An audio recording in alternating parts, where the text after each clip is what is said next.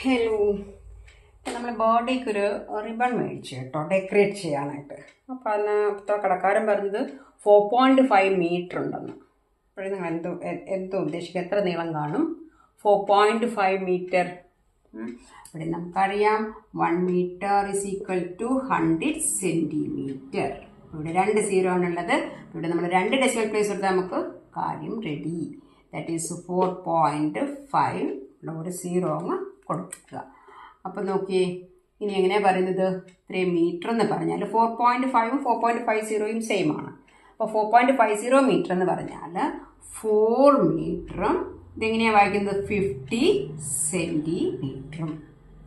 Okay, അതല്ലെങ്കിൽ നമുക്കറിയാം 4.5 means half ആണ്. അപ്പോൾ 4.5 മീറ്റർ, ദാറ്റ് മീൻസ് 4 മീറ്ററും പിന്നെ ഹാഫ് മീറ്റർ. 1 മീറ്റർ 100 സെൻറ്റിമീറ്റർ ആണ്. ഹാഫ് മീറ്റർ എത്രയാണ്? Half metre is equal to 50 centimetre.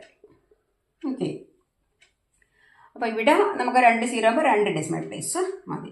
അങ്ങനെയാണെങ്കിൽ സി 3.1 മീറ്റർ ആണെങ്കിലോ 3 മീറ്ററും 1 സെൻറ്റിമീറ്ററും ആണോ? അല്ല, 3 മീറ്ററും ഇവിടെ നമ്മൾ എന്ത് ചെയ്യണം?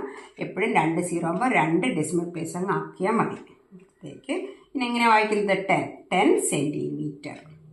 ഓക്കെ, 3 മീറ്ററും 10 സെൻറ്റിമീറ്ററും ആണ്. ഓക്കെ, ഇങ്ങനെ 3.7 മീറ്റർ ആണെങ്കിലും എങ്ങനെയാണ്? 3 മീറ്റർ 70 സെൻറ്റിമീറ്റർ ആണ്. Okay, centimetre.